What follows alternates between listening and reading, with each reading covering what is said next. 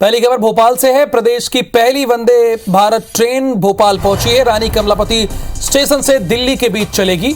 वंदे भारत 1 अप्रैल को देश के प्रधानमंत्री नरेंद्र मोदी हरी झंडी दिखाकर इसे रवाना करेंगे। रानी कमलापति रेलवे स्टेशन पर तैयारी चल रही है। देखिए, वंदे भारत पहली ट्रेन पहुंची है तो भोपाल से नई दिल्ली का जो आपका ये सफर है, यानी राजधानी से, प्रदेश की राजधानी से देश की राजधानी तक का जो आपका आने वाले समय में सफर होगा वो बड़ा आरामदायक होने वाला है। 1 अप्रैल को देश के प्रधानमंत्री नरेंद्र मोदी हरी झंडी दिखाकर इसकी शुरुआत करेंगे।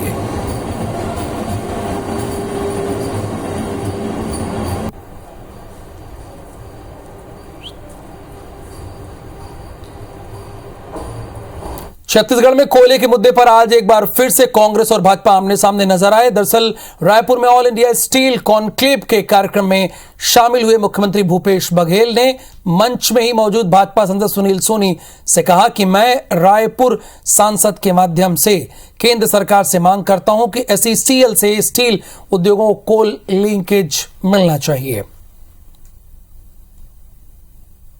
देखिए, यहाँ सांसद उठाते ही नहीं। कोयले की रॉयल्टी 2014 के बाद से एक बार भी नहीं बढ़वाइज होना चाहिए था। आज देश के उद्योगपति 15,000 रुपये जो विदेशी कोयला है उसे खरीद के चला रहे हैं, लेकिन जो उत्पादक राज्य है उसको कोई लाभ नहीं मिल रहा है। एक मुख्यमंत्री जी से अभी अपने भाषण में कहने वाला था, लेकिन हमारे उद्योग जगत के लोगों को नुकसान न हो इस बात के लिए मैंने नहीं कहा कि उन्होंने 4 साल से अधिक समय हो गया हमको, हमारे सांसदों को नहीं बुलाया, तो मुख्यमंत्री जी हमारा सहयोग चाहते ही नहीं है। मुख्यमंत्री भूपेश बघेल ने दुर्ग के अंजोरा स्थित वेटनरी विश्वविद्यालय में दाऊ वासुदेव चंद्राकर की प्रतिमा का अनावरण किया। इस दौरान गृह मंत्री भी मौजूद रहे।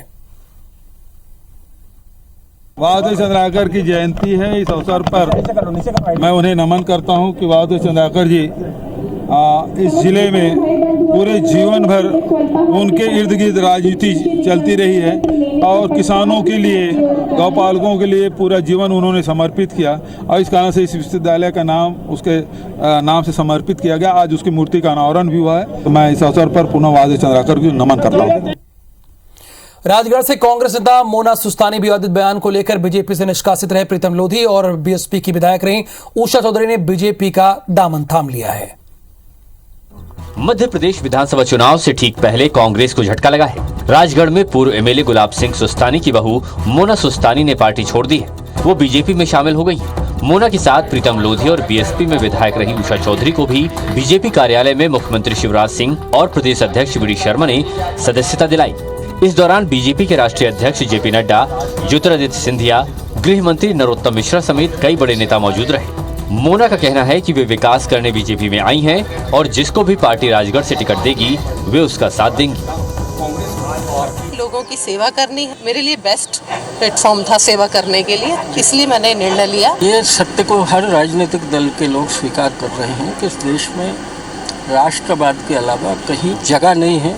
कांग्रेस नेता रही मोना के पार्टी छोड़ने से पूर्व CM दिग्विजय सिंह ने हैरानी जताई है और कहा कि मुझे बिल्कुल उम्मीद नहीं थी। मुझे बिल्कुल उम्मीद नहीं थी। मोना सुस्तानी जो कि हमारे महिला कांग्रेस में भी काम करती रही है, हमारी उम्मीदवार थी राजगढ़ से, तो बात तक नहीं करी उसने। मोना सुस्तानी, प्रीतम लोधी और उषा चौधरी की वापसी को बीजेपी तुरुप का इक्का मान रही है। हालांकि ये तो समय ही बताएगा कि बीजेपी को आगामी चुनाव में इससे कितना फायदा मिलता है।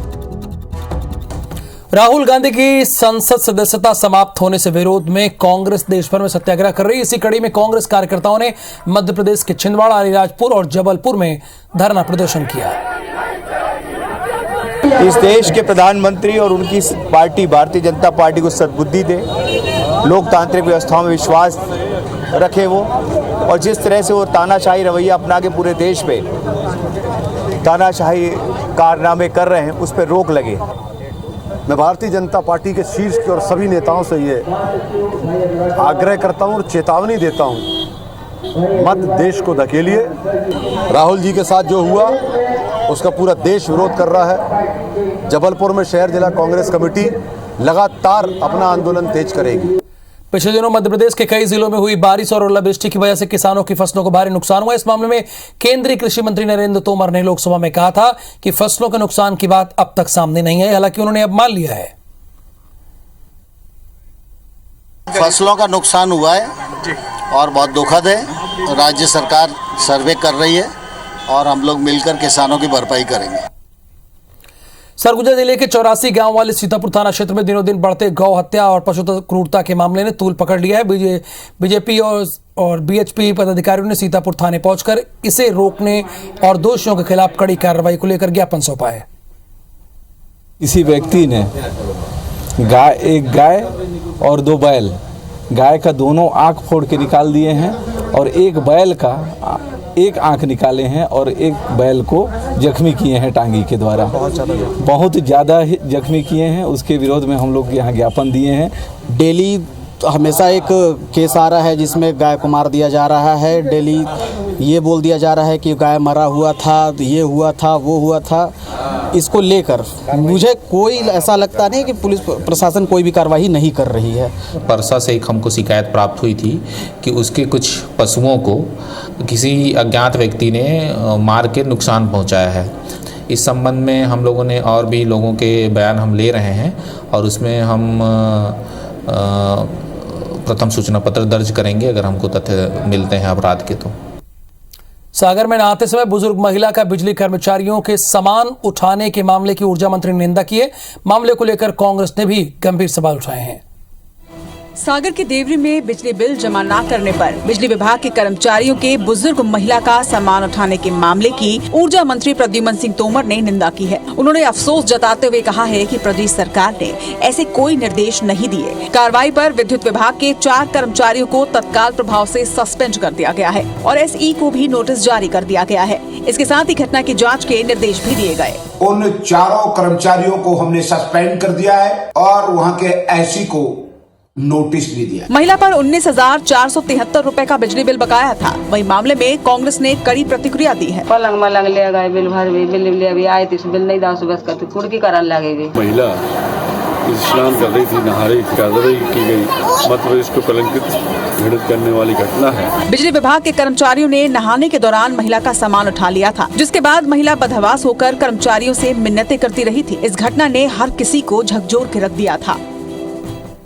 भोपाल में बीजेपी के राष्ट्रीय अध्यक्ष जगत प्रकाश नड्डा भोपाल में प्रबुद्ध जन समागम कार्यक्रम में शामिल हुए, जहां नड्डा ने केंद्र सरकार और प्रधानमंत्री मोदी की जमकर तारीफ की। तो ये कल्चर, डेवलपमेंट का कल्चर, भारत को आगे बढ़ाने का कल्चर और हर कुछ सोचे समझे तरीके से करना, उसका आज नतीजा है कि दुनिया भी भारत को का लोहा भी मानती है और भारत को सुनती भी है।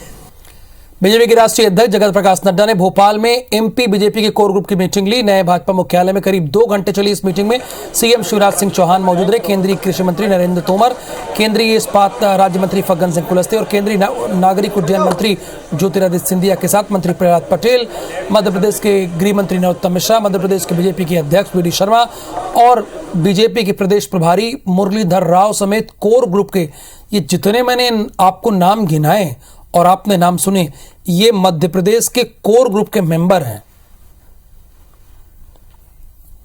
बीजेपी के राष्ट्रीय अध्यक्ष जगत प्रकाश नड्डा ने भोपाल के गांधीनगर स्थित सन सिटी कॉलोनी में शौर्य चक्र से सम्मानित शहीद ग्रुप कप्तान अरुण सिंह सभागृह का लोकार्पण किया। वीरता पदक से सम्मानित वरुण सिंह का 8 दिसंबर 2021 को जनरल रावत और 12 अन्य लोगों का हेलीकॉप्टर हादसे में निधन हो गया था। ग्रुप कैप्टन वरुण सिंह अकेले जीवित बचे थे। 1 सप्ताह बाद 15 दिसंबर 2021 को उन्होंने इलाज के दौरान अंतिम सांस ली थी।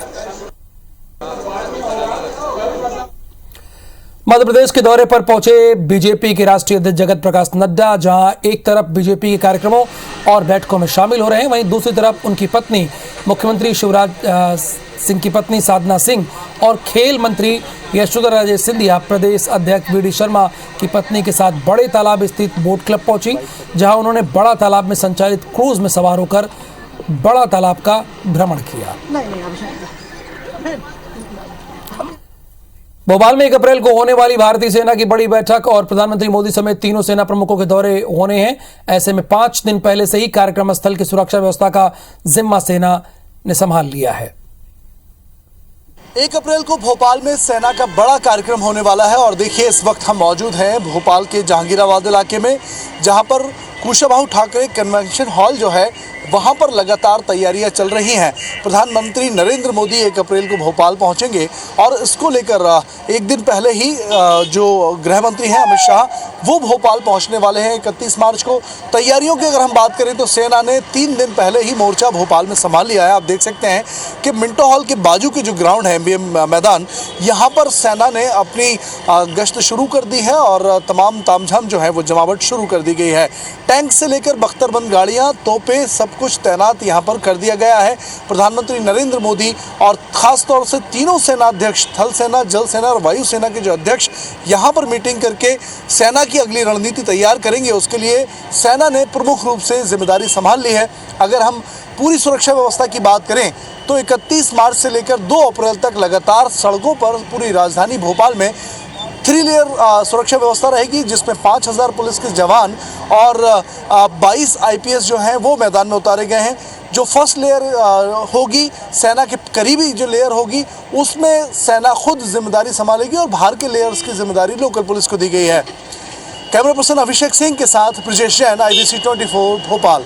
बस्तर के तोकापाल विकासखंड के गांव में धर्मांतरित परिवार की एक महिला के शव दफन को लेकर उपजा विवाद अब शांत हो गया है। दोनों पक्षों के साथ चित्रकूट विधायक रजमन बेंजाम और तोकापाल SDM, तहसीलदार और पुलिस के आला अधिकारियों ने बैठक की।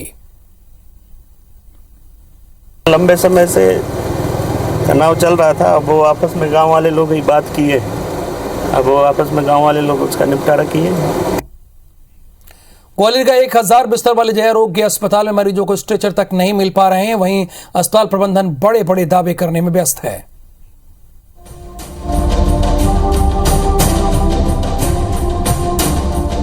ग्वालियर के जयरोग्य अस्पताल में दावों की कलाई खोलती तस्वीरें सामने आई है, जो अस्पताल संचालन पर कई गंभीर सवाल खड़े कर रही है।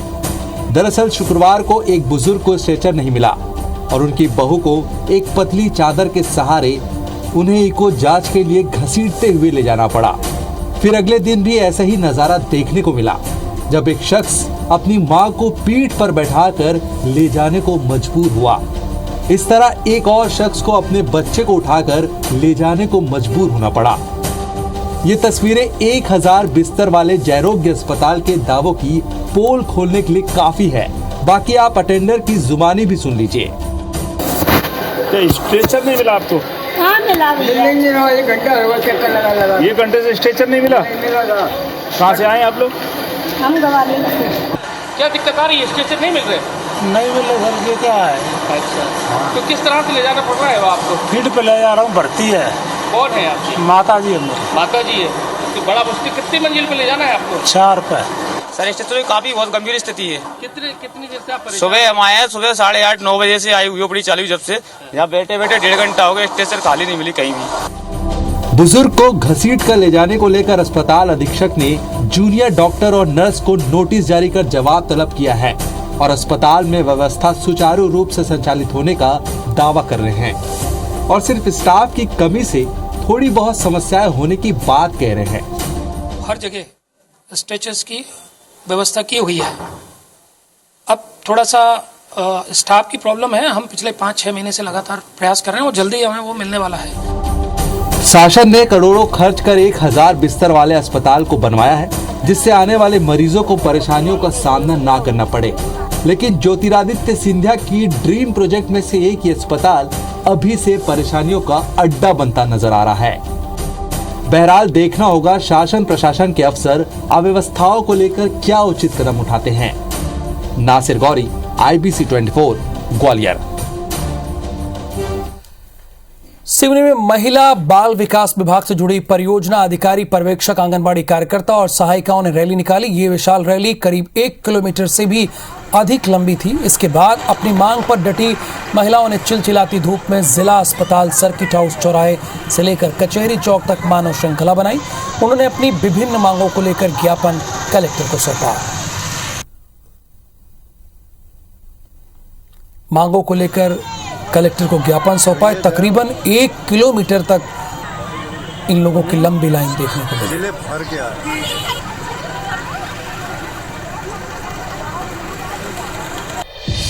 रायपुर नगर निगम भाटागांव स्थित 80 MLD फिल्टर प्लांट में मरम्मत का काम शुरू करने जा रहा है, जिसकी वजह से रायपुर शहर में जल संकट की स्थिति रहेगी। 27 मार्च की शाम और 28 मार्च की सुबह आधे रायपुर में पानी नहीं आएगा। फिल्टर प्लांट की मरम्मत की वजह से 10 पानी टंकियों को जलापूर्ति की नहीं हो पाएगी।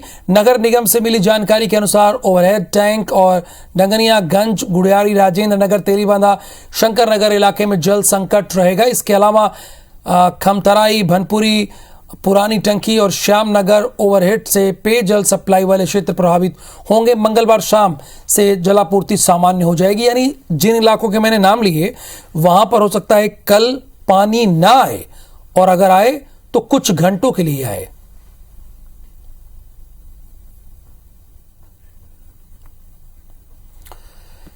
छत्तीसगढ़ में मौसम का मिजाज बदल गया है। धमतरी, तिल्दा में तेज हवा के साथ बारिश हुई है। धमतरी में बारिश से फसलों को नुकसान पहुंचा है। आंधी बारिश से तिल्दा शहर अंधेरे में डूब गया है। वो तस्वीरें भी हम आपको दिखा रहे हैं, बल्कि तस्वीरें आ गई। धमतरी, तिल्दा में तेज हवाओं के साथ बारिश हुई है, लेकिन इस बारिश से फसलों को बहुत नुकसान हो रहा है। ये दो तस्वीरें आपके सामने हैं। बारिश से फसलों को नुकसान हो रहा है, तेज हवा के साथ जोरदार बारिश हुई है। धमतरी और तिल्दा की तस्वीरें हैं ये। बेमौसम बारिश हुई है, और वैसे ये जो मौसम है बसंत ऋतु कहा जाता है, सबसे सुहावना है और मौसम का राजा कहा जाता है इस ऋतु को। लेकिन किसानों के लिए ये बहुत परेशानी का सबब बन रहा है। जिस तरह से बेमौसम बारिश हो रही है, एक तो उनकी खड़ी फसल बर्बाद हो रही है, और जिन किसानों ने अपनी फसल को काट दिया है और खेत में है वो भी बर्बाद हो रही है। यानी किसानों पर दोहरी मार पड़ रही है।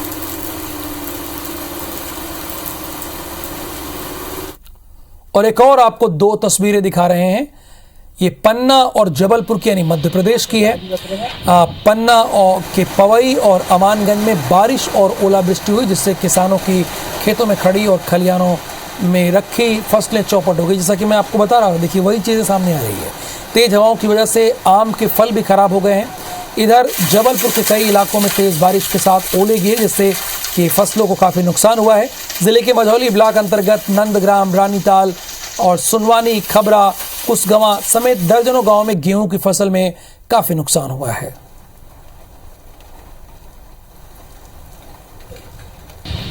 तो पन्ना और ये जबलपुर की तस्वीरें हैं।